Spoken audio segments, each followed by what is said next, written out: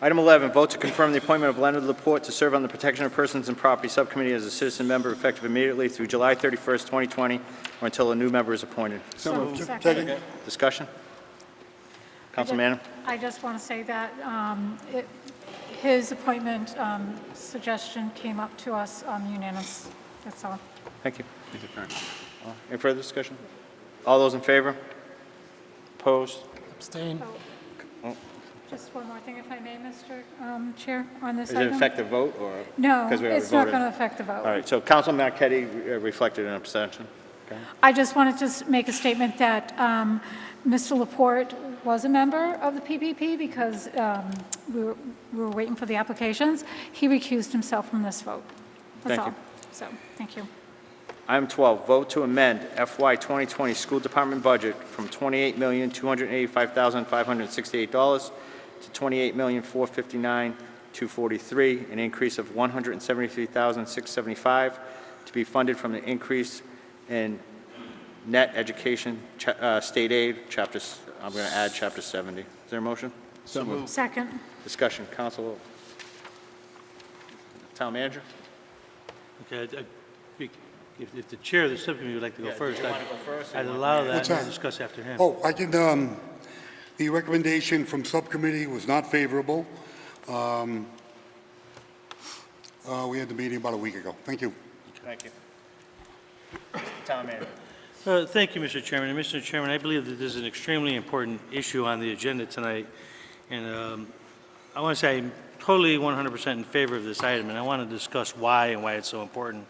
As you'll see, this motion adds $173,675 to the school budget. Now, I want to make it clear that the state of Massachusetts, after we adopted this budget, actually gave the town of Southbridge what I believe for direct purposes of our education system, $273,675, so $100,000 more than this particular allocation.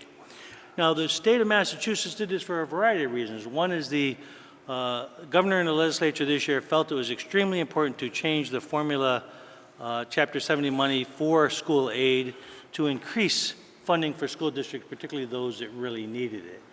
That's extremely important. The legislature was saying to municipalities all across the state is that we believe in education. We are going to change a formula that was long in place to provide extra funding for municipalities to provide quality education for their children. And in doing so, they added the $273,000 to the town of Southbridge. Now, I've been in this town for 4 years, and one of the most important things I've learned is that you can work your tail off on the town side of government, and unless the education side of government is growing in a positive way like the town side, it's hard to improve the reputation of the town. And the reason that's true is because education is one of the most important issues that any town could face. And it has a tremendous impact on a town. The value of town properties. If you have a poor education system, it brings down the value of homeowners' houses, which is a huge impact. Citizens will not move into Southbridge because they're afraid of putting their school system, their kids in a school system that is failing. It has tremendous impact on citizens. Citizens have made decisions that we've seen. There's been tremendous increases in our school choice and charter school budget because many students have chose to leave our district to move into choice or charter schools or in private schools, and that money leaves our town and goes away. We've had to deal with that in the last number of years. We need to build this education system specifically, and I'm not talking about the charter school, I'm not talking about the choice school, but the Southbridge public education system has to be rebuilt. Now, I know some people in town do not like the fact that the state is taking over our school system and that it's in receivership. I'm not excited about it. I don't like it. But I recognize the problems we had before the receivership and what was going on, and the state looked at it and said, we have to make a serious change, and they brought in a receiver. Now, like you, I've been frustrated in watching that process as we went through a variety of different receivers. But I also say that I've currently worked with a receiver that's in place, and I believe that the school system is making significant, steady improvement. I think a failure sometimes is not that it's not making significant improvement, but it doesn't sell that improvement to the public and the public doesn't know it. I've heard citizens talk about, the state's failing. test scores have gone down. You know, things aren't happening fast enough. And I think we're all frustrated. I think we'd all like to see the school system turn around faster. And we've heard the receiver himself say it's going to take longer than 5 years for this to occur. But I talk to him all the time. I meet with him on a regular basis, and I'm seeing that improvement. I've toured the schools. I'm seeing that slow, steady improvement. Not as fast as I like, but it's moving in a good direction. We have to believe in the chief executive officer of the school system that he knows what he's doing. He's the professional. He's the guy that's supposed to lead the education system and to bring an improved district to the town, and he's got the state looking over him to make sure that he's doing that. You know, we're going to add, and I said in the I talked earlier about the $273,675, and now it's only $173,670. The town, during the budget process, we gave the school system $100,000 directly for the school system itself. That's not a lot of money. The state kicked in well over $1 million to improve our education system, but we only kicked in $100,000 directly for the school system, okay? We're taking that $100,000 back. We got $273,000. Instead of giving it all to the school, we're going to take that $100,000 back, right? So that means we're not doing any direct contribution this year to the school system. Now, to be honest and straightforward, we did give some additional money on things like health care and other items that are funded through the town, not through the school system. So there was some extra contribution by the town, but only that $100,000. We talked about this during subcommittee process when the school budget was going on, and it was let known to members that if the state gave additional money to the school district, we were going to take that $100,000 back. And the purpose of that was to try to keep the tax rate at the goal that we're all striving for was no more than 2.5%. And by giving this $100,000 back, that's where the tax rate would be, an additional 2.5%. I just truly believe from the bottom of my heart that this money is critical for him to hire back some of the staff he's lost, particularly as it relates to behavioral health and the kids that need it the very most. I want to make one last comment. I've heard people talk about administration and in the fact that test scores aren't going up. You know, it's sad that we have the kids that are left in the district are some of the most, not all, but some more of the difficult kids because the wealthier students seem to have choiced or chartered out. And those people that couldn't choice or charter out, didn't have enough money, stayed in the district. And sometimes those children have bigger needs and they require more money. And sometimes administration, like counselors and psychologists and even high-level staff are needed to deal with that kind of situation. Also, to point out this test score issue, because I hear that over and over again, I think it's important that when you take many students who are scoring high on the test and let them move out of town and move to a choice and charter school, even if the school system does nothing, if some of your best students leave, your test scores go down. The school doesn't have to do anything. It's just a reality of what's going on.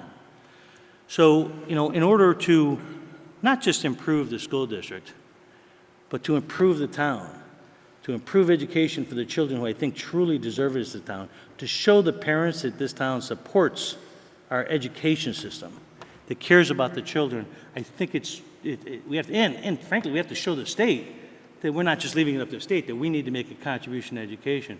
I think this is the most critical vote that I've seen in the 4 years on town council. Now, I appreciate that there's differences of this opinion, and I'm interested to hear those as well, but I would encourage support for this particular item. I think it's the best thing to do for the children in the town. Thank you, Mr. Chairman. Discussion? Is there any discussion? Councilor Lazo? If I may, I'm glad he was the town manager, not the finance director. Just in starting on some of the comments of the state, what are we going to say to the state? Look what the state did to us. Wake up and smell the coffee here. Ronald Reagan asked the question, are we better off now than 4 years ago? Are we better off now than before they took over? Absolutely not. We've gone backwards. We have 1,937 students maybe. I asked that at a meeting, we didn't have the answer. Per pupil expenditure, we're over that, still not working. I was told at the last subcommittee meeting, the violence is down at the school. I looked the gentleman right in his face knowing that in 7 days there were 3 assaults on teachers at the 6th grade level. I'm being lied to. Maybe the manager wants to believe what he's hearing. But I'm one of those guys that says, show me. Yes, we did put education first. Mr. Jovan was one of the gladiators of that era. Building a $64 million middle high school in a town that would never build a school. Looking at salary lines, I say management.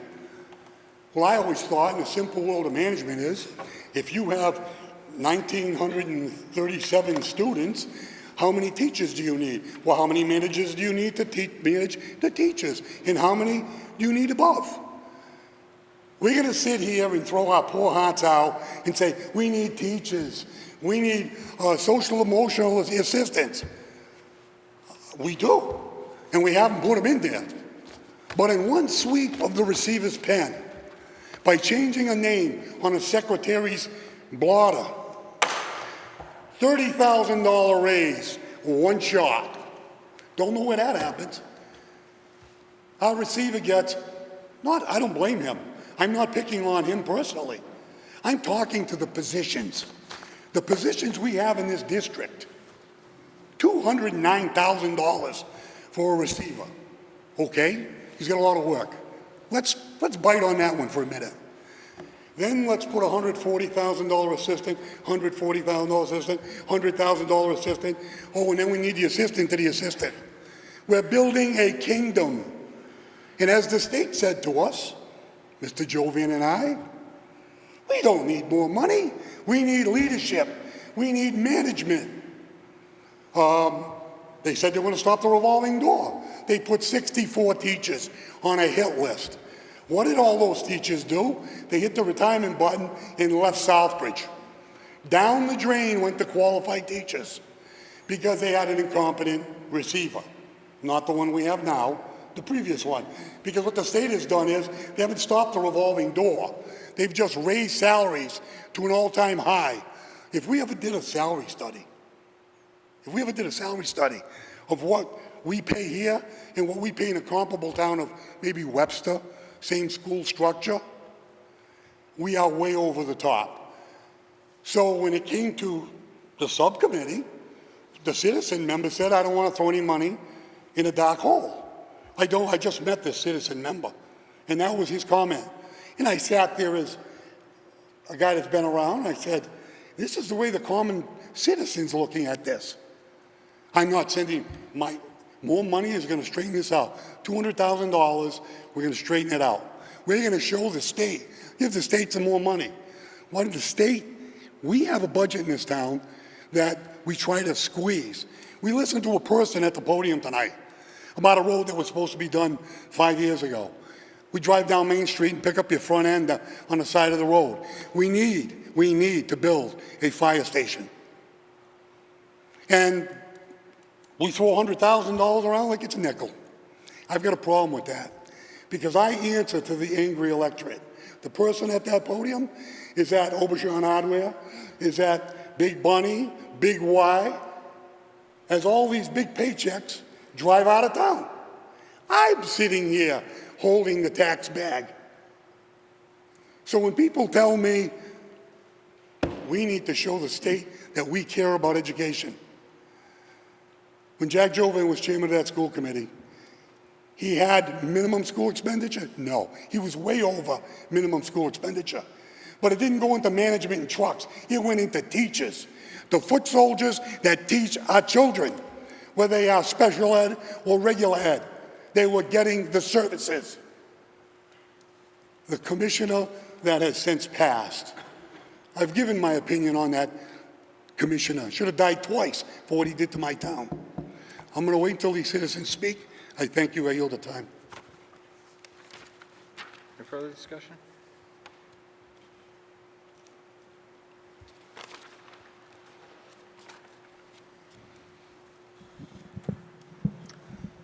I'm Martina Shea, 163 High Street.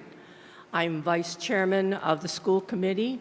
I'm here talking for myself and for Chairman Ryan, who is at another school committee meeting tonight. I hear Mr. Lazo. I hear the people who are upset. I also hear my friends who teach. We need boots on the ground. I will agree with Mr. Lazo 100%. If I could guarantee that all $173,000 would go to staff in the elementary and secondary schools, I would tell you I could guarantee that. But under the receivership, I can't guarantee you that. But I will certainly speak to the issue. That's all I can do because we are under receivership. I don't like it either, but sending $173,000 back to the state or putting it someplace else, as Mr. Lazo so eloquently said, in another truck, is not going to help our school system. We have a first-class police department. We are working to develop a 21st century fire department, and yet we say we don't need to put any money in our schools. We, the town of Southbridge, doesn't have to put any money into the schools. I've sat in a million budget meetings where they have said, if you take this dollar from us, we're going to give it to the fire department. If you take it from the fire department and give it to us, then the fire department won't have that dollar.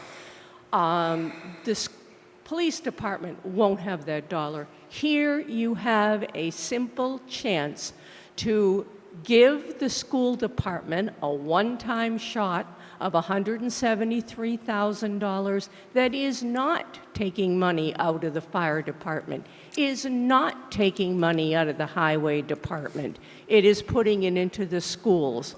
I will ask our receiver to use it directly in the buildings, but I can't guarantee that. I will ask Mr. Sanangelo to put his finger on the receiver and say, put that money in the school. If we get one more person at the Cold Trade building, I'm not going to say what I would think, but it won't be good. All I'm asking you is we have a chance to allow the state to give us $173,000.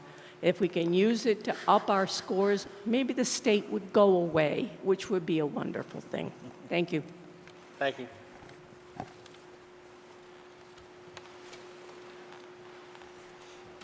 Good evening. Michael Montigny, 58 Hilltop Drive. I used to serve as town department head and also as a student of Southbridge High, teacher, club and class advisor. Just a clarification, the money is in our budget now. If you guys were to vote no, it would stay with the town, right? It doesn't go back to the state. Okay.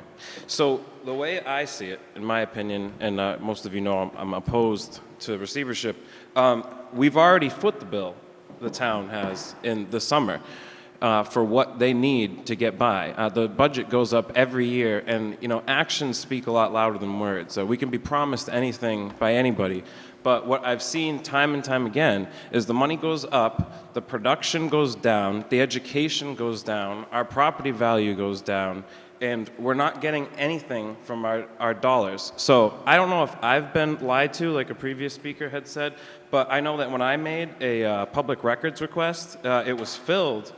But, things I asked for a 2019 line item budget, I got an expense report. I asked for job descriptions for administration, and I highlighted at a meeting specifically the ones I was looking for. I got job descriptions, but I was told that I was unable to get the descriptions for certain ones because they were not available, so they were not produced. I've been given the option, it says right in there, to file civil action, but I'm not going to sue us to get stuff that should be public information anyway. So, you want to talk about the stuff that wasn't even talked about in that job description. We have deputy superintendent, no job description, just under 141 grand. Director of teaching and learning, $700 a day was my understanding before. This person works like 4 days a week, which comes out to about another 100 grand. I mean, we're already at $241,000. Two others, we have a third principal at the middle school and high school with no job description. I mean, what place do you know has 3 principals for a middle high school? That's another 105 grand. A director of operations, no job description, 105 grand. I can name a myriad of other things here, but we're approaching almost $500,000 at this point. So if we're saying that the town or the school doesn't have the money to do any of these things, that's crazy. There's a $105,000 third principal with no job description running around that building every day. And you have an administration at Cole Lab that is refusing to provide the information that I have asked for. And if they're not lying and they're true that they don't have it, that's complete dysfunction as well. How can you have a $105,000 mystery position that no one knows about and you don't want to tell anybody what they do? So, I mean, I could go on and on about salaries here, but you want to give explanations about important needs. The town manager spoke before, offered no data to back up any of these things. I just read to you a ton of data that could, like 3 times over, pay the $173,000. I mean, you have the director of special education makes 120 grand, and they have under them 2 $93,000 supervisor of special education positions. I mean, these are positions that I know we haven't had forever. The principals, the 2 actual principals, each make 112 grand. I mean, we're getting close to $1 million here, and there's a ton of other positions that you can name. So you say that we don't have any town tax contribution. Fine, I'll believe you when you say that. That sounds nice, but that means our state tax contribution is a part of this school budget, which includes yours if you don't live in Southbridge. So you're going to end up throwing money into a black hole. Like it said, this town has already raised the budget every year and fulfilled those needs every year to increase that budget, pay ourselves back. We want to give the most dysfunctional department in town, and arguably the state, more money to do nothing with. You have fire stations and other things in this town that have a lot more, hope and service to this town. The dysfunction doesn't come from the money. The dysfunction comes from the leadership. And I just ask, please, you're going to just delay the turnaround because it is not getting better. I've seen it. I've seen it on the school committee side. I've seen it from the inside for years. I've worked there. None of these things are happening. We haven't even got a piece of data in that wonderfully nice opinion of how good our schools are doing. So please, the only thing now that we can pray and hope for as a town to fix the schools is not money. It's a change in leadership, one way or another. Somebody, if we're going to stay in receivership, somebody who cares about this town and lives here and has invested their time and money into this town and their life needs to be the receiver, okay? Please do not give this money to the schools. Pay yourselves back for the hard work that you're doing here, and these good people that were all here till 9 o'clock tonight, please consider what the Education Human Services Subcommittee said in a no recommendation. Thank you. Thank you very much. Councilman, you raised your hand. Did you want to speak? Yeah, I'm just like, thank you, Mr. Chair. Can you hear me? Okay. I'm just like, I'm hearing a lot of anger. That's what I'm getting from this, anger. Anger that the state came in a few years ago and took over our school system. Nobody likes to be in receivership, no, but it happened, and we need to deal with it. I did see the records request that Mr. Montigny talking about, but I don't understand why he actually requested it, but I can see where the salaries, there are some high salaries and stuff. I'm just not sure. We have people from the school department, if they want to come up and talk on this, I would really love to hear from them because I'm really confused on this. I hear the town manager, what the town manager is saying. I understand, I heard what Mr. Councilor Lazo said, Mr. Montigny, Ms. Shea, but I'm hearing a lot of anger. And, you can't base good decisions on anger because you're mad at the state because they came in. You're not seeing things move as fast as you want. But no good decision's ever been based on anger or, you know what, I'm not going to vote on it because I don't like it because I don't like you. You came in and you destroyed everything type attitude. I'd like to hear something from the school if they could come up and say something on this agenda item. if you would allow Yeah, it. no, I will allow it, absolutely. They're requesting the money. Council Lazo? You use the word anger, my fellow colleague. It's an absolute perfect description of what it is. Because there's nobody in their household could waste money the way they waste money, the state. They were born and bred on wasting money. Just keep throwing it at us. But, oh, here's a little bit here, here's a little bit there. Our school committee, who was our elected officials for education, we even have teachers on there. We have former principals on there. I think we have good people on there. They're paralyzed. No vote. Last meeting I was watching it, Mr. Bishop was describing how we had a level 1 high school. Well, we don't have a level 1 high school now, but we had a level 1 high school going into the big school. And that slid down the hill. So we have a paralyzed school committee, and I'm listening to Martina Shea. Boots on the ground. Well, boots on the ground, that would be somebody like in the classroom. One person told me, Mr. Villar listens to us. He has 209,000 reasons to listen to this council. We control the purse strings. You put a budget together, the councilors that were on before me, and you funded that budget above student per pupil expenditure. And everybody was happy with it because they could run with that money. And all of a sudden the state, through taxation and various other income, had extra money and it dribbles back to the town. The town already stepped up to the plate with that budget. This is an extra that should go back to the town treasury, to the taxpayers that are funding that school budget that was put forward and accepted. And everybody was happy with it. I was at those meetings. To me, I've seen the coming and going of many people in our district. We can't quit on our district. But throwing money at that problem is a sin as an elected official. The oath we took, knowing what we're spending and where we're spending it.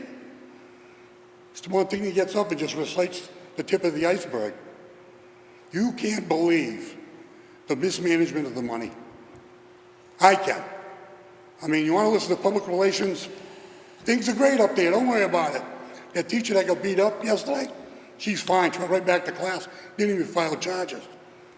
We need, as a council, because our school committee is paralyzed. We are the school committee.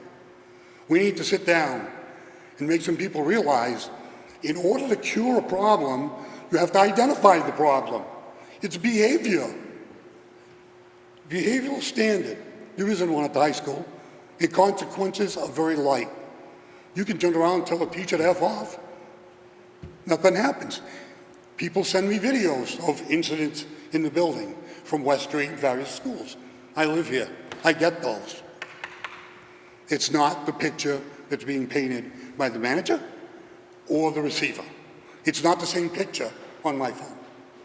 So for me, I think we've given plenty of money to the schools. If our receiver at $209,000 feels that the teacher is not important, an extra vice principal at $140,000, then another $140,000 to manage. Manage who? That's my point. I will yield at this time, but yes, it is anger as a taxpayer, as a former school committee member, building committee member. I think I have a little history, like Mr. Jovan does. And I know that we share the same frustration. We do want to cure the problem. Give them another $200,000. Is the behavior going to change at Southbridge High School? No. The alternative program they're running doesn't even exemplify what we were going to run when we were on school committee. We were going to actually have education going on, not go to have fast food delivered. So I think we really, I urge my colleagues, stop wasting the money. Put it where we can use it. Thank you.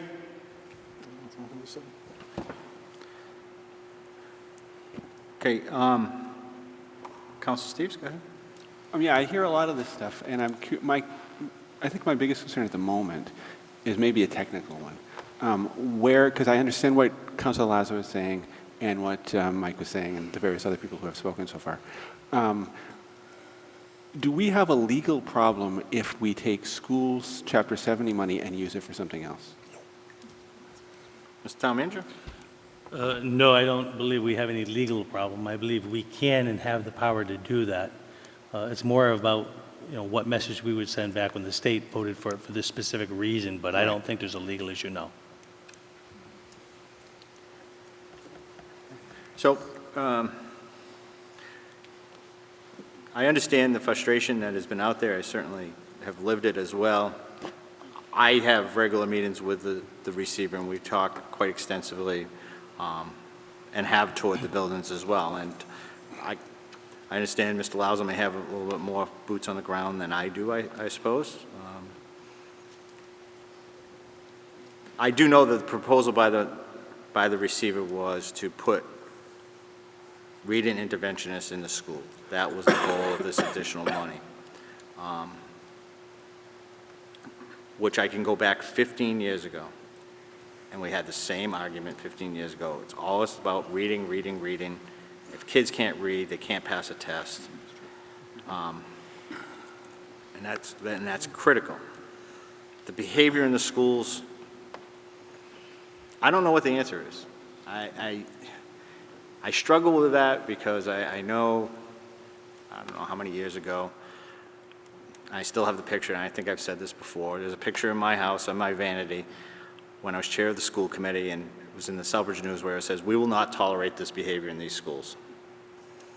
And I remember sitting back to the superintendent, and we're talking back to Joanne Austin, where the school committee said, look, we need to send a message that this is not the behavior that we expect, and back teachers, back administration.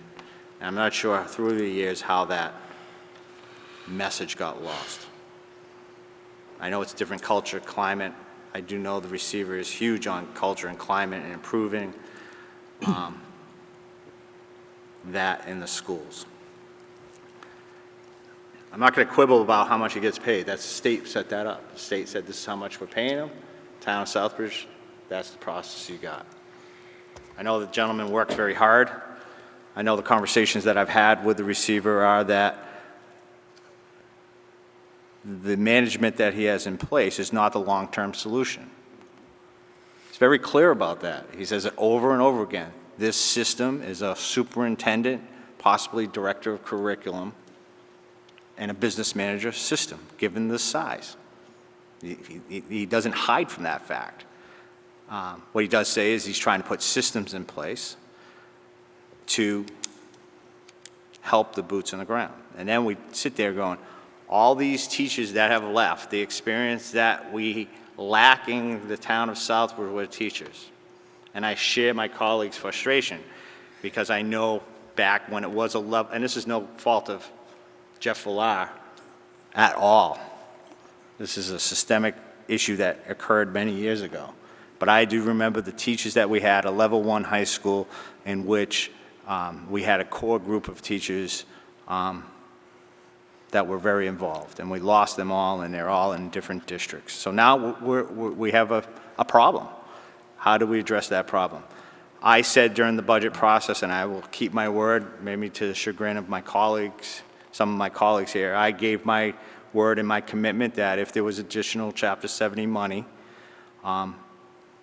outside of the $100,000, that I would work to the schools to give it to them to address their needs and work with them to find solutions. Because the bottom line is we have to work together to find solutions. It's difficult. I want to see the money go directly to the student aid, aid to the students, the reading interventionists, the adjustment counselors that we need. The struggle that we have is that we are challenged to find, in the climate that we are right now, people that want to come here. So that adds to the frustration level. So we have no experience, so we have to hire more management, and I agree, management isn't the answer, but we have to find somebody to actually train teachers that have 1 or 2 years of experience. So I will support that. The issue that's going to come forward, and this is going to be even more of a conversation next year, because I spoke to Senator Fatman Saturday night. The Senate's putting a sweep in educational reform. The conversation that I had with Senator Fatman is that may be to the tune to the town of Southbridge, $8 million over the next 5+ years, fully funded charter school reimbursement. So the challenge is going to be as a council next year and the year after is we have all this additional money. How do we best work with the district to put a good plan in place to improve the education? I commend the receiver, first one here over a year.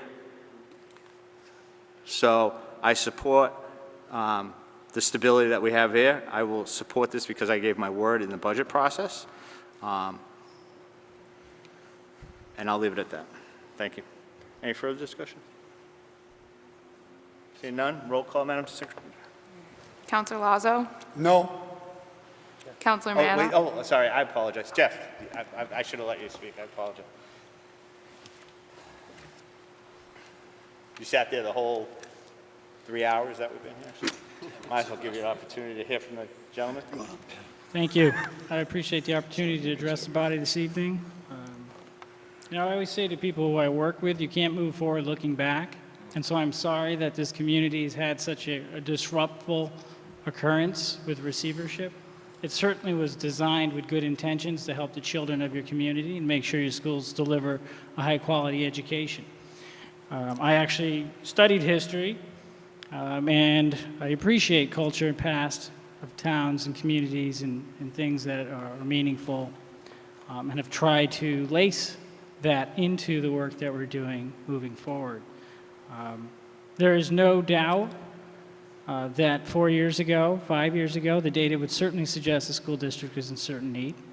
And state leaders came in, and from what I can tell, some were pretty arrogant and thought they knew what they could do and made some pretty broad statements. I know in my first meeting, the current chair of the town council then was taken aback when I told her 5 to 7 years before I thought we'd get any improvement. And that was based on 25 years of experience out in the field.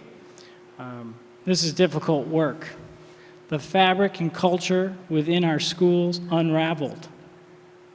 What it meant to be a student unraveled. Yes, large numbers of teachers left the district for all kinds of means, and now we need to replace them. You also have instability of leadership. I was the 11th person in the seat of the superintendency, but beneath that, numerous high school principals, middle school principals, elementary principals, directors of special ed, business directors, all changed out. The fabric of the district was totally torn, and you can't come back from that quickly. I'm glad that the finances were the first things that folks took a handle on, and we know how long that took. Thanks to Mr. Racine and his firm here, we are finally able to produce good financial reports, and we're working with the town to move to munis to make that system work well.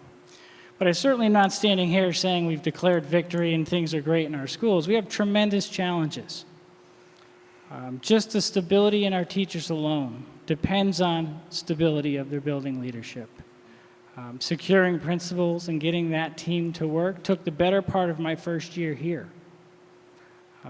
Hiring teachers and keeping teachers and training teachers is the focus of this entire year. We've moved to an early dismissal 1 hour on Wednesdays because more than 68% of our teachers have less than 5 years experience. 50% have less than 2. It's a tremendous learning curve to be a teacher in any district in the country, never mind in a district that has been in disarray. We have a long, long way to go. When I initially wrote the memo to the town manager in the summer saying, gee, this additional Chapter 70 money, we have some needs for it. Now, that was in reaction to the 22 positions that I eliminated to create this budget. And if I go back a year, my first year, after I was on the job, my friends at DESE informed I need to cut $3.1 million out of the budget. So we cut 32 positions since 2018 in a district that has a frayed culture, has massive teacher turnover, a lack of leadership, and I'm down 32 people. So for me to stand here and say, gee, what would I do with $173,000 is almost farcical, because the list of things that our kids need are unbelievable. This morning started with Miss Dr. Farrick coming to my office to tell me 3 children are being pulled from their house today because they've been abused. I'm supposed to educate them. They've been living with abuse for months. I learned today that a child that I know, that I see every time I'm at a school, was hospitalized. This happens every day. We have dozens and dozens of kids with tremendous needs. So for me to stand here and say, gee, what would I do with 173,000? There's tons. The comments that all I do is hire administrators, my job depends on turning the district around. It's not about going out and hiring administrators just to fill farcical jobs so I can pay them hundreds of thousands of dollars. That's ludicrous. We pay because we need talent. Ask any business in this country, how do you improve? You need talent. We happen to have a perfect storm. In education, across the country, there's a 40% reduction in people interested in going into the field. So there are no new teachers coming out of schools that are signing up to come to receiverships. It's a difficult challenge. We have to do it. So what do I need? Certainly social workers at all of our schools. We posted for our middle school because I was criticized not too long ago because we didn't have social workers at the middle school. It wasn't because we don't want social workers at our middle school. We posted for it for 4 months. We ended up hiring a firm to bring in their social workers because the field is absent of many employees. There is a race for educators. It's so much so, CNN just posted an article, people are hiring from out of the country. We hired a Spanish teacher from Madrid this summer, working with Desi. So we have tremendous needs. Early literacy is on the top of my list. Climate and culture, top of the list. Those are our 2 initiatives across this district from the first days I walked in here. We have to turn it around. It starts with building a climate of learning, what it means to be a student, how to respect each other, how to respect your teacher, how to ask your teacher for help. All of those things don't come natural to human beings. We have to teach them, all of them. Our work on early literacy, we have to use a scientifically based approach. We've put that in place. We've been working with our teachers to train them in how to do that. That takes extra folks. At the middle school, the extra mysterious principal position is the principal for instruction. Her purpose is to help build the staff capacity. When you have that many new people, we're trying to be creative in how can we build up their skills so that they can be successful in the classroom. Because I can tell you, having taught middle school, it's very difficult to learn to teach when you're working with 6th and 7th graders. They're particularly hard. 8th graders are tough, but let me tell you, 6th and 7th graders are a run for your money no matter what. And anyone who's ever been in one of those classes knows exactly what I'm talking about. Our teachers need help. I was standing in the school just last week. A teacher opened the door, said to the principal, take 7 students out of my class. Now, how exactly are we educating 7 people if we're pulling them out?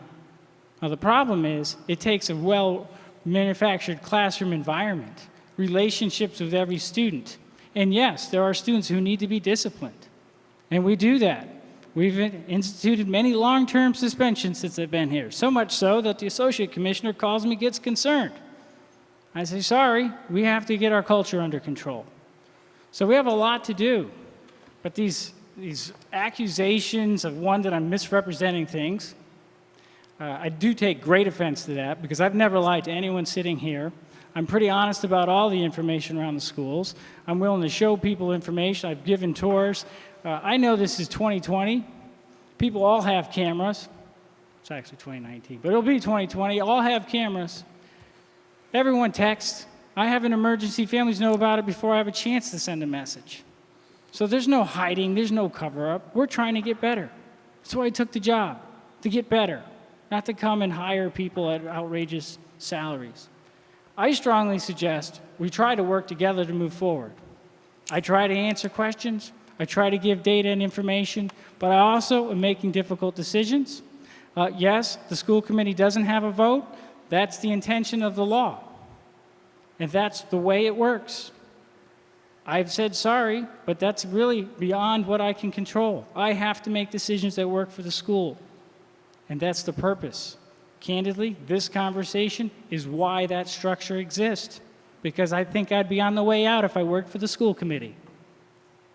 It'd be time to vote for a new superintendent with better ideas, who would do something different that will quickly fix our schools. Doesn't happen. Newsflash, takes a lot of time, a long, long time. But we got to work together. I got to stick in there, and I got to get people to stick there and want to be here and want to love our kids and want to help them when they have horrible, horrible things to deal with, but they come to school. So, do I need $173,000? Yes, I need more, but I know what's reasonable. I'm very glad that the state of Massachusetts spent the greater part of this summer discussing the fact that towns like Southbridge need more money. And they've come to that realization. And that they are going to increase Chapter 70, and we may have a chance to create a system that really works. It is not all about money, but you do need sufficient resources to make a difference. And we do have children who need a lot of help. So, yeah, the decisions tonight is whether or not, with no impact to local taxes, $173,000 come to the district. No, it's not going to magically raise our test scores, but it will make a difference. We need a lot more. We need a lot more time also to make the big difference. We're building foundations now. So really, the choice to me is a very simple one. I understand you have a lot on your plates: firehouse, roads, police, ambulances, you name it. Municipal government has a pretty heavy lift. But I think there is nothing more important than the children. So I'm going to keep working to help them. I hope you work with me. But candidly, I'm going to keep working even if you don't. So I thank you. And certainly, if you have a question, I'm happy to answer. Okay. Questions? Councilor Lazo? Mr. Villar, the problem started long before you were here. It's not that I want to throw grenades at you, but I live here and I live all those stories. Coaching Bob Warner for 17 years, served in different capacities from building committee to school committee. I know a lot about your field through a lot of people like Dale Hanley and various other educators that were doctorate degrees. I've had very intelligent people, much like yourself. But you know something, in the common sense world, behavior is the reason you can learn. If there's no behavioral standard, and I know the state doesn't have one for us, okay? I know you've tried to get more, I want to say, enforcement on the problem, and I commend you for that. But then, when you see what's happening on the ground, and the revolving door continues, it proved the very essence of what that school committee said back then when they said, give us massive oversight if you want. Don't go into receivership. Once you get the black eye, you're done. No one wants to work here. No one wants to go to school here. I said that at a meeting at the old high school, telling the state. And one of the Board of Education persons, who was chairman of the building committee, said, Scott, everything's not broke here. You'll be out of it in a year. In a year, maybe two. When the state took over, the behavioral model that they had was hug the children. They're misunderstood. They need love. We loved ourselves into a $64 million building up at the old high school, at new high school. The town made that great commitment. We made the financial commitment, and we always have. Nobody ever shortchanged the schools. Not while we were in office. I sit here today when I hear that your office secretary got a $30,000 raise because we had a job change of, we're going to call her the chief of staff. Okay. Me, I do own a couple businesses. I say, how many hours can a person work? 40? I know I work 60. There's nobody in this community can throw $30,000 around a salary line for an office manager, a chief of staff, or another layer of bureaucracy in our schools. That's why I'm frustrated. I know what your job is. I commend you on your efforts. But more money is not going to correct this problem. Maybe a referendum, to Boston, where Boston can come down and say, let's plan on a transitional change to the community, to show the other towns, to show our families you don't have to run away. We're going to have massive oversight by professional educators, and we're going to get this thing straightened out. Because having them control the money hasn't worked. That went backwards. Controlling the curriculum, they were saying there's no curriculum, and I've been listening to this nonsense by the state that there was no curriculum. When Dale Hanley had curriculum, we're going into our second cycle down to Southbridge. So when you live this every day for so long, as an elected official in various capacities, and a father of 5 who attended this school, I am angry. When somebody from the state or from somebody comes in and says, I need that money for teachers, by hiring the layers that have been hired here for the very small amount of children, you get paid more money than the superintendent of Boston and Worcester. I think Blackstone Valley is no one close to you. I always thought that in America you get what you pay for. When I buy concrete, I want 3,000 PSI, I pay a certain rate, I get it. Because I don't have the state making the disciplinary standard or the state putting the test down on us. How are the test scores? Oh, they're great, they're doing well. You're spending a lot of money and there's not a lot of return. And I understand there's a long road, but that's what the last 3 people said. And every time I hear it, it's a different person singing the same tune. Not for a lack of effort. I'm telling you, I know you're giving the old college try. This town will not come out of this till that state steps up and engages this community for real and puts that school committee back in charge with somebody like yourself over them that listens to them and not walks out of the meeting when you get frustrated. That's what I'm saying. And I'm going to yield now, and I'm done for the evening. The subcommittee recommendation was no, and I hope the council at least honors your subcommittee. Thank you. Councilor McKay, did you have a? Oh. See none? Oh. Councilor Catrona. Thank you, Mr. Chairman. Quickly, I couldn't support this. I didn't support this in subcommittee. I can't justify throwing more money into that black hole. We have to answer to the taxpayers of this community. And I'm going to be voting no this evening. Once again, thank you. Thank you. Any further discussion? All right, seeing none. Roll call, Madam Secretary. Counselor Jovan? Yes. Counselor Lazo? No. Counselor Manna? Yes. Counselor Marquetti? No. Counselor Nash? Yes. Counselor Steves? Yes. Counselor Adams? Yes. Counselor Catrona? No. Counselor Daniel? Yes. Motion carries. Thank you. Item 13, vote to accept a grant of $50,000 to the Department of Fire Services, or should be between the Department of Fire Services and the Town of Southbridge, for the purpose of, Mr. Town Manager, I asked that this be corrected, and it's still not corrected, for the purchase of extrication equipment gear as specified in line item 8324-0050 of FY 2020 General Appropriations Act, Chapter 41 of the Acts of 2019. Is there a motion? So moved. Second. Chief? Thank you. This discussion began about a year ago with Senator Fatman. He came and toured the building in the discussions of our fire station and asked if there was any small things that he could do to help us.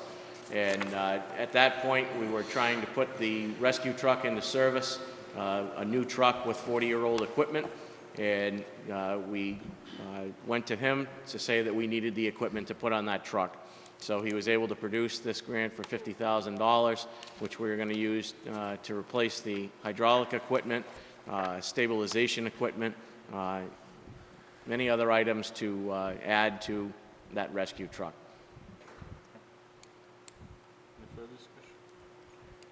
Councilor Marquetti? My question is, what exactly is extraction equipment gear? Is that like the tanks? No, it should be No, it should say extrication. extrication equipment. Extrication, we So reflected that vehicle at the council. extrication, jaws of life, I for see. lack of better terms. Stabilization equipment, vehicles that are overturned, we can stabilize them with the equipment we'll be purchasing. Thank you. Thank you. Thank you to the councilors up here that worked hard with Senator Fatman's office and Senator Durant's office as well to get these two items. We appreciate and your hard work, Chief Norman and Chief Hewlett, because I know you were passionate going to that, so thank you. All those in favor? Opposed? Unanimous, all present. Vote to accept a grant of $50,000 to the Department of Fire Services in Town of Southbridge for the purchase of new turnout gear as specified in line item 8324-0050 of FY 2020 General Appropriations Act, Chapter 41 of the Acts of 2019. So moved. Second. Chief? So Representative Durant was also able to get this grant in for us for $50,000 for turnout gear. Essentially, this will outfit 10 or 11 firefighters with new turnout gear. As you're well aware, we've had a lot of turnover in the past years. We've had to repurpose gear. We do have a plan in place that replaces about 5 sets a year, which keeps us up, but this will get us ahead of the game. Yeah. All those in favor? Chief? Just like a comment. I would like to commend you, Deputy Chief, on your knowledge in your area and the work that you put in. You're just absolutely impressive. Your presentations, you're very thorough. I'm glad you're on our team. Thank you. Thank you. Thank you. All those in favor? Opposed? Unanimous, all present. And Thank you. just for the council, these are reimbursement type accounts, so we'll sell them, we'll get them so they'll be done very quickly. Item 15, vote to approve and adopt the natural hazard mitigation plan for the town of Southbridge in accordance with Mass General Law, Chapter 40, and authorize Town Council Chair John D. Jovan Jr. to sign the mitigation plan on behalf of the town of Southbridge. So Town moved. Council. Second. Discussion? Councilor Marquetti? I just want to repeat that I did get a chance to read it today. It's very interesting information. I know that a lot of councilors attended those meetings. That was before my time, but there was a lot of information about different areas of town. I recommend everybody and residents of the community, I recommend you read this. It's very good. Thank you. Yep. Any further discussion? Councilor Lazo? I'd just like to say, the chief's coming up. I mean, this is a department that every nickel we put in there, we get a dime's worth. I wish some of the other people in the community would watch some of this, where the production for your money is on the front line. Thank you. Any further discussion? All those in favor? Opposed? Unanimous, all present. Chief, I'll give that to you right now. I just signed it, so I don't forget. You know how that goes, it'll get lost. Item 16, vote to ratify the agreement between Greenwood Emergency Vehicles, LLC, and the town of Southbridge in the amount of $1,132,449 with a prepayment discount for one. Sure you don't want to buy two? E1 Metro 100-foot ladder vehicles. Is there a motion? Second. Chief Hewlett. All right, thank you, Mr. Chairman, councilors. So as you're aware, we suffered an apparatus accident back in April. This is a replacement under an insurance claim.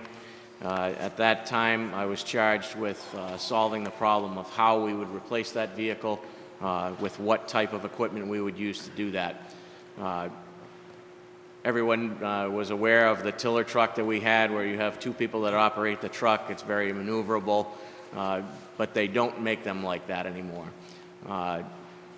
What we needed to do was have a piece of equipment that would fit in the building. Obviously, we have those constraints.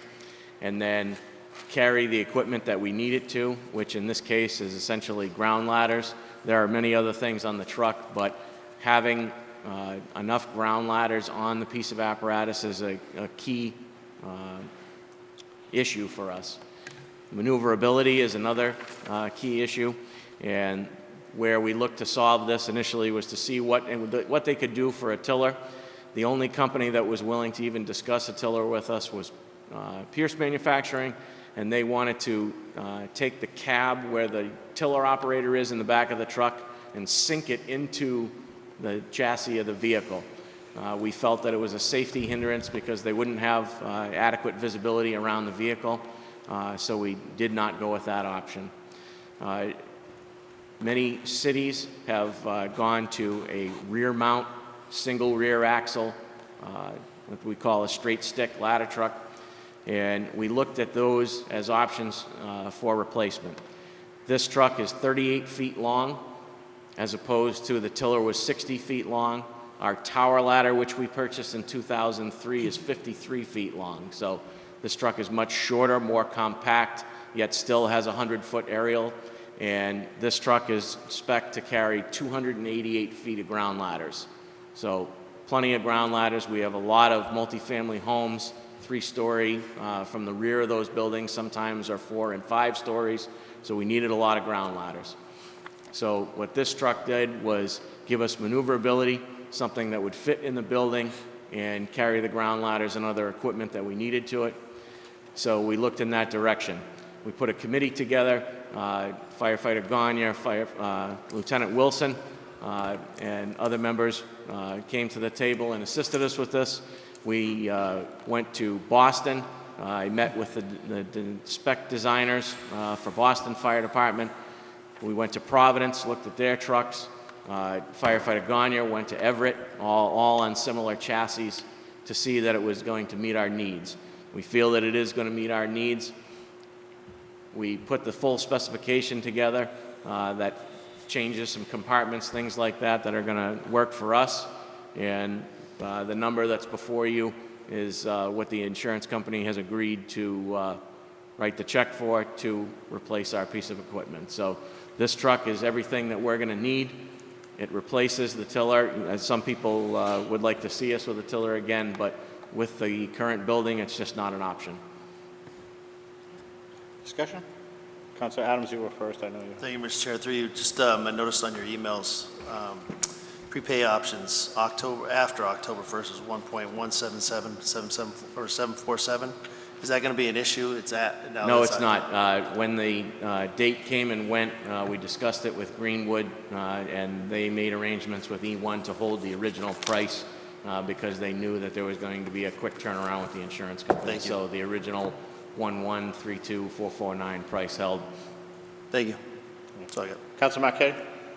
My only question is, who's paying for this ladder truck? The insurance company 100% or the taxpayers? Insurance company. Thank you. Yep.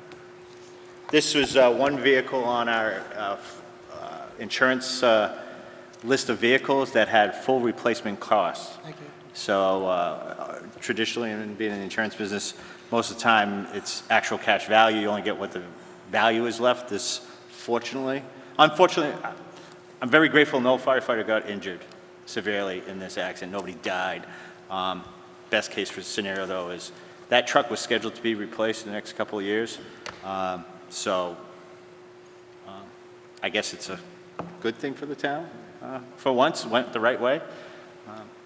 Any further comments from me? I just, to the chief and deputy chief, I want to commend you guys for the hard work that you went into this. I know I had a lot of conversations with you through the insurance process, and appreciate the fact that you allowed me to have some feedback with that, and that you worked on that $50,000, and the due diligence that you and the firefighters did to make sure that you got a vehicle that was sensible for the town. Not just, hey, let's throw money at it and pick the best and the brightest, the best, all the bells and whistles, but that you worked very hard to get a truck that will fit the needs of the town. So I appreciate all the hard work. To echo my colleague, Councilor Lazos, you guys are doing a great job in that respect on professionalism and making sure that you have solid plans in place. So I appreciate that. Any further discussion? Given the dollar amount on this, I'm going to ask for a roll call, please. Councilor Lazo? Yes. Councilor Manna? Yes. Councilor Marquetti? Yes. Councilor Nash? Yes. Councilor Steves? Yes. Councilor Adams? Yes. Councilor Catrona? Yes. Councilor Daniel? Yes. Councilor Jovan? Yes. Unanimous, all present. So, Chief, the truck's not going to be here tomorrow. How many months is the anticipated build-out date? Just so we're aware. 390 days or 13 months. Okay. So next Christmas. Somewhere around there, yeah. We'll have it on. Okay. Thank you, Chiefs. Thank you. Appreciate it. Item 18, vote to authorize the town manager to sign associated documents for the standard contract package for the FY 2019 Community Development Block Grant, CDBG grant, in the amount of $825,000 from the Massachusetts Department of Housing and Community Development, DHCD. Is there a motion? So moved. Second. Discussion? What's the money for? Peg's been sitting here for 4 hours, so I think we'll sorry. allow her to maybe say 2 words before she drives home. And then I'll let Councilor Adams. Do you want to start, Councilor Adams? Yeah, I just wanted, so I didn't even realize she was sitting over there. Okay, just to let you know, went through P&D subcommittee, unanimous vote. So I'll let you get your whole time in. Thank you. Thank you, Chairman. Thank you, councilors. I think that your supplemental information outlined exactly for what the budget will fund. You approved this back in January, and the funding will start now. It's actually retroactive July through next December. $590,000 for Main Street construction, Everett to Marcy, signalization and full depth reclamation. You'll have $60,000 for commercial rehab, signs, awnings, facades, and $57,000 towards code enforcement. That's 2 positions, 1 part-time and 60% for a full-time position. The remaining $116,000 goes towards administration. That fully funds my position, the administrative assistant position, and 30% of the economic development director's position. Questions? Did you have any? Councilor Lazo? Can you explain code enforcement? Sure. What does that entail, the finance part? Sure. Back in 2017, you applied for a part-time code enforcement officer that would be a reactive building inspector who would go in and do their inspecting places of assembly and three-plus family homes for the exterior and the common areas. That's helping to improve your health and safety, reduce blight, and then in that actually, so funded in 2017, didn't hire until April of 2018. Then you increased that when you lost the Casella contract. You were potentially going to have changes in the code inspections department. You decided to then fund 60% of a health inspections position, which is a proactive position. And so that's carried. And now you're looking at the same for 19, and you'll potentially propose for 20.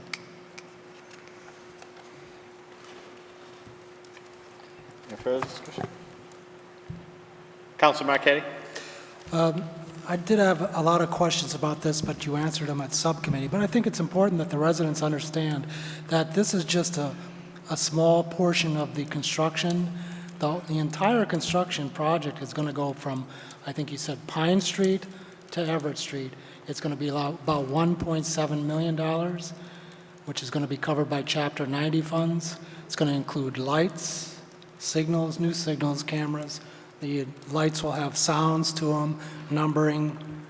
It's not just, the $590,000 is just for a small part of it. Thank you. I thought it was important that the residents know what the whole construction is about. It's a great point. If I may, yeah, through the chair. That's a wonderful point. Thank you for bringing it up. We're just leveraging the DPW dollars to be able to complete what we can within our target areas. We are restricted within the 4 target areas from DHCD. These are approved through DHCD. Councilor Lazo? A quick question on that enforcement. It's twirling in my head. We have a code enforcement officer. We have an office with a lot of different people, just trying to decipher who does what. I know there's a code enforcement officer, there's a building inspector, and then there's the director, health, electric. When you say inspect buildings, is this that $100 that everybody has to pay for the gentleman to come in and go through his building? There is a permit fee, yes. And so I believe there's a list that goes out specific. I can speak specifically to the target areas at least. There was a list that went out to all 3-family property owners in the target area asking them to please submit an application to complete the permit process. And what if they don't submit? If they don't submit, then there's a second notice sent out and then a third notice.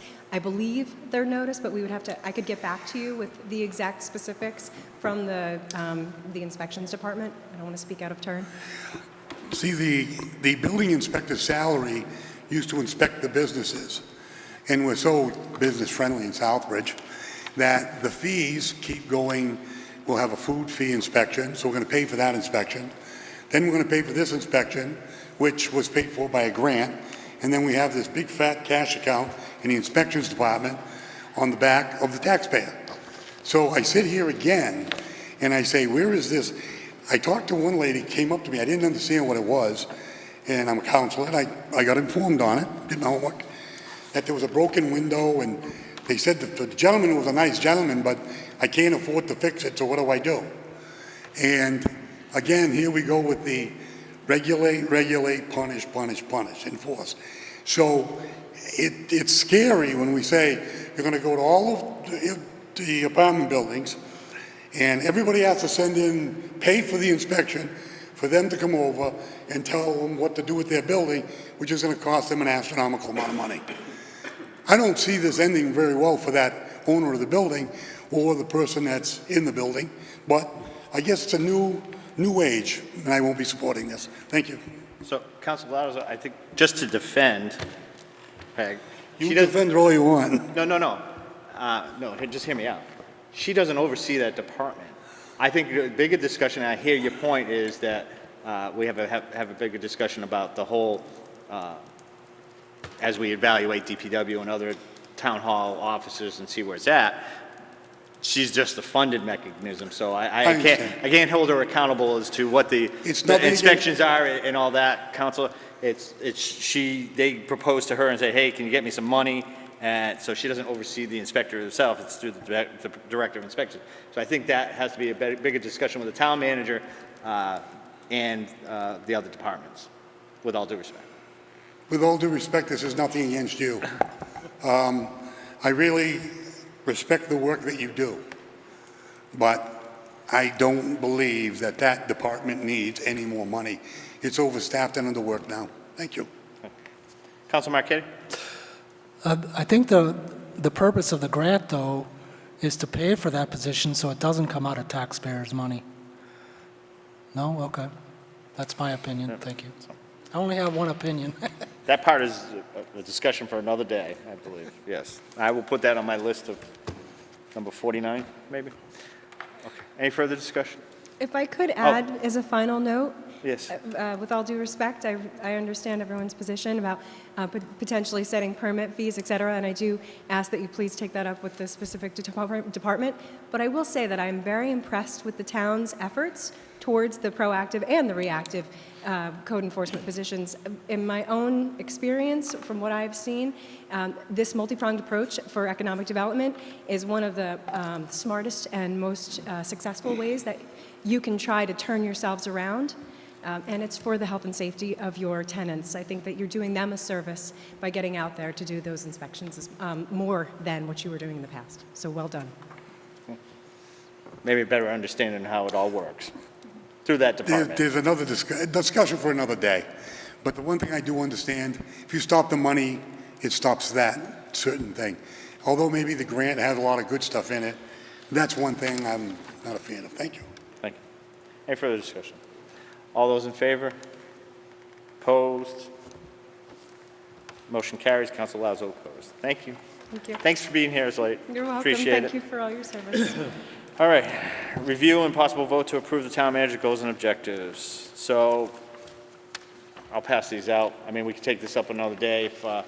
Was everybody able to review them online? I'm not sure if they have or not. I reviewed them, yeah. So as you're aware, the town council met with the town manager about a month and a half ago to review and go through the goals and objectives. And I think at the last meeting, I said that I would bring it forward. Councilor Daniel and I met with the town managers, tried to articulate some of the items that we had discussed and put some timelines on it. The indication at the time when we met with the manager was that he thought that we would put it together, so we did what we did. I don't know, I can put this off for final approval till next meeting if people want to digest it, have any conversations. I'm not opposed to that. So, is there any conversation? Councilor Adams? Thank you, Mr. Chair, through you. There's only a couple of things I would recommend. On page 2, under E, where it says town manager will investigate, I should say E1, town manager will investigate and report to the town council possibility of initiating a methane recovery program with recommendation thereof. I'd put somewhere in there the landfill itself. That's where it's coming from, right? That's the recommendation? That methane? Right. Oh, I'd add that in there. okay. Also on, You got that? So, Council Adams, just so Council Daniels making notes because he's the keeper of this log. Landfill, to add landfill, at the yeah, landfill. add landfill somewhere in there, just so we know where it's coming from. Okay. And on the first page under D1, I'm going to ask that the due date for D1 be changed from April to January 1st. It's going on over a year now. On D what? On D1, I'd recommend that we change that to January 1st.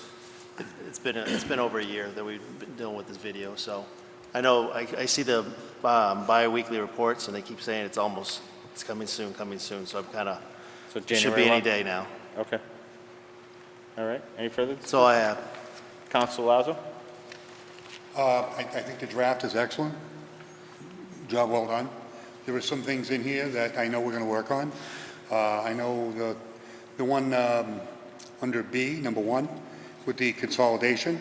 I think we have enough experience on this committee that looking at what the intent is great, but it won't work that way. And I think if we work on this, there are some specialty items that we should do at DPW when we talk about sidewalks and various maintenance items, that we could take a page out of the old book of the specialty items will save you money. If you don't hire the contract, you get a person that knows how to lay a sidewalk. And from the 15th of April to 15th of November, get a sidewalk crew. And just buy the material, and you got that man, the expert in that area. That's what was supposed to happen with if I may mention, Luke Fallon was the building license. He was supposed to do all the construction projects on town side. They were trying to mimic what we did on school side. And I think that I'm not sure that, I'm not in favor of the consolidation, but I think that the town manager is heading in the right direction as far as bettering our grounds and bettering our performance on DPW on how we deal with some of our capital projects. I mean, I think that we've got some solid minds up here that could, put together, we could get the serious stuff done for some short money. Thank you. Thank you, Councilor. That item was actually quite a lengthy discussion the other evening with the town manager as to what I think we were looking at as an analysis. We have the report. What does it tell us? We could read the report, but what is the town manager's recommendation on that? An analysis of cost. Present that to us, and then we can debate. Is it a cost effective? If not, how do we develop better partnerships with the school district to use some of their maintenance staff, and how do we implement some of the, so it's really analysis for him to provide back to us. Same with the school facilities. Okay, you have the report, somebody else did the analysis, but what's your analysis of that report? So, am I correct, Mr. Town Manager? Yeah, it was actually a great conversation in terms of trying to understand exactly what you were looking for. It does make sense. I've already scheduled a meeting with the receiver to start that process, because we need to work together to develop that analysis and bring it forward. It's got to be a team effort. All right. Councilor Adams? Thank you, Mr. Chair. Just, I do like the last page about ongoing responsibilities, separating those from specific goals for the town manager. I think that's a pretty good document, and I appreciate it, Councilor Daniel, for putting that together. Okay. We really tried to key in on stuff that, because I know the ongoing. conversation that we had last year was a lot of stuff that were in the goals and objectives. We're like, hey, these are what a town manager is supposed to do anyway, but they were part of that goals and objectives last year. We didn't want them to fall off and let's forget about them. Let's keep working on and make sure we bring them to conclusion. Town manager? Let me just make one comment in terms of the, it's under communications there. Town manager will work with the council chair to hold more frequent executive sessions to update council on legal affairs. And we had some serious discussion about that, and I'm more than happy to do that. I just wanted to let council know that I'm not going to bring in attorneys to that. You're going to get, instead, I don't want to pay attorneys every time you guys want to have some legal discussion. But I think I can provide the information to you. If there's a need for an attorney, we can do that. But I think we want to keep you guys more informed without the use of an attorney, so you understand. Councilor Marquetti? My only question was about what Councilor Adams spoke to. The methane recovery program at the landfill, what exactly would that be? This seems kind of vague. Well, that was, Councilor Manahan brought it up when we discussed goals and objectives, that, hey, could we look at the landfill as an economic source in the conversation. I'll let Councilman. Yes, so we actually do use it as an economic source, but it's going to go away because Casella's going away. We have energy at that landfill. It has been identified by the federal government actually as a landfill methane energy source, a very good source. And it's something that I believe that the town manager should look at. It is, you know what, you're not going to get money unless you invest the money. So we need to look at it to see if it's going to be feasible. And over the years, that could bring us 20 to 30 years worth of income. So it's energy that's produced, it goes out, and we get money for it. So that's all. It was just something to investigate. Hey, let's look at some economic development, long-term goals. The landfill wouldn't be reopening, but we'd be using that clean energy, creating clean energy. We'd be using that methane that's in there and create clean energy, and we'd be utilizing it in a good way. Is there any other input? Anything else? Councilor Nash? Thank you, Mr. Chairman. I'd have no problem supporting moving ahead with this tonight, but I'll also be more than happy to bring it up next meeting. The one thing I would suggest is maybe a little more consistency. It's not all that far off, but with due dates, I don't see a big difference between April 30th and May 1st, for example. Consistently, maybe we should have first of a month or end of a month. While I can also appreciate that maybe there's a reason, and I can see there would be one perhaps for a couple items to have middle of the month dates. But it would just be my recommendation, one way or another, first of the month, end of the month for dates. I think on the March 31st, it's charter type. Yeah. You know, that's the charter. So that's why we had the third, but I agree, you know, May 1st, April 30th, I get that. That's Okay. Otherwise, it looks great. Thank you. okay. So what we'll do is we'll have Vice Chairman incorporate the changes that we made. We'll eliminate the draft and we'll vote for final adoption in 2 weeks. Okay? Okay? All right? Very good. All right.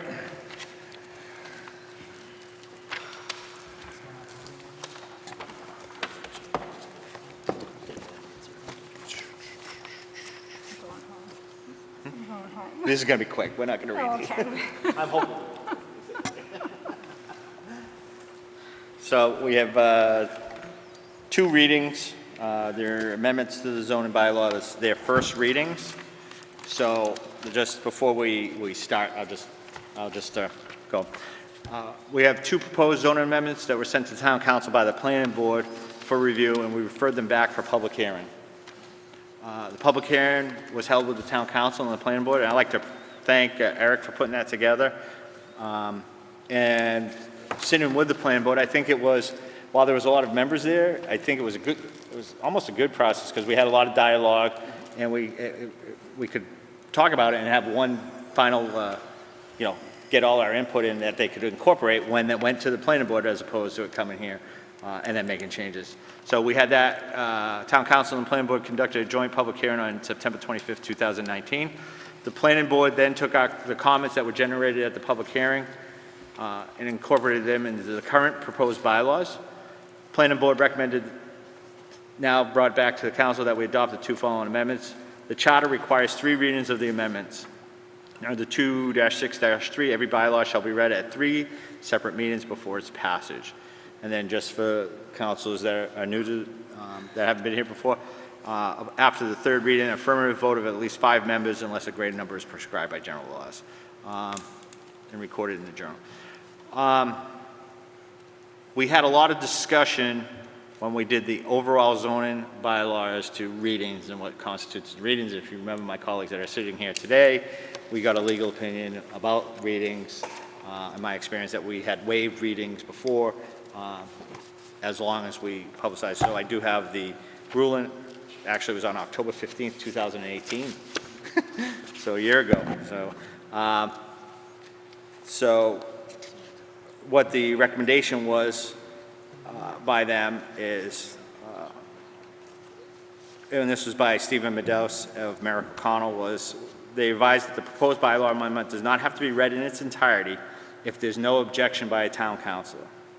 The following procedure: that a copy of the complete bylaw amendment be provided to each member of the town council and be made available to the and to any citizen requesting the same, that the chairman of the town council ask the town council vote to waive the reading of the entire bylaw amendment, subject to any objection by any member.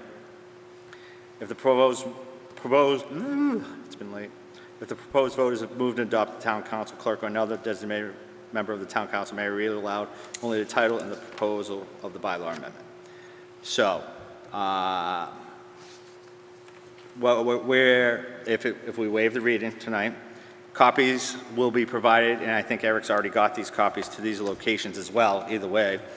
Will be at the library, the community center, online, and with the town clerk, and also we have it at the police station. The reason we put it at the police station is if you had that person that says, I don't have a computer, I'm not available to go during business hours, the police station is open 24/7, that they can go in at any time and look at that bylaw amendment. So that's where we're at today. So the first one is vote to ratify amendments to the Southbridge zoning bylaw, introducing the addition of section 8.9, regulation of signs, removing the existing sign regulations from the general bylaws, section 9-202, adding sign definitions to section 10 under the umbrella hearing signs, first reading.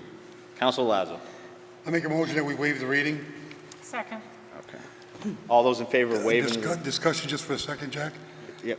This is just to waive the reading. Motion to waive the reading. All right, go ahead. Do you want to discuss it on? I want to discuss why we're waiving the reading. I have a question about that. Okay, go ahead. It pertains to waiving of the reading. Okay. We're going to waive the reading today. Mm-hmm. We're going to waive the reading in the second reading.